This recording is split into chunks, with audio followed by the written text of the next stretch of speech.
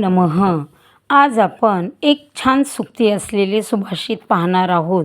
सुक्तयः नाम सुवचनानी, ज्यामध्ये चांगले विचार सांगितलेले आहेत त्या म्हणजे सुक्ती.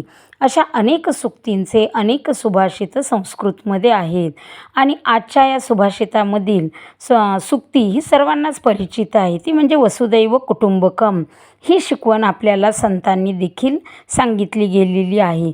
आता वसुदैव कुटुंबकम म्हणजे काय, तर अयम निजः परो वेती गणना लघुचेतसाम उदारचरितानाम तु वसुदैव कुटुंबकम.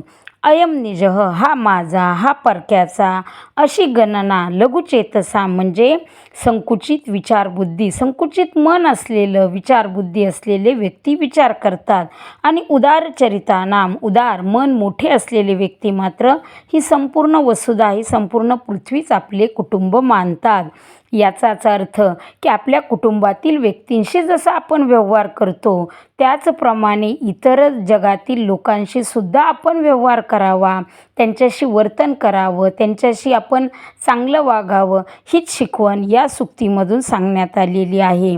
आणि ज्या व्यक्तींचे संकुचित विचारबुद्धी असते त्यांचे विचार देखील संकुचित असतात आणि ज्यांचं मन मात्र मोठं असतं त्यांचे विचार देखील मोठे असतात आणि म्हणूनच ह्या संपूर्ण पृथ्वीला ते आपले कुटुंब मानतात. हेच या सुभाषितामधून सांगण्यात आलेले आहे. धन्यवाद.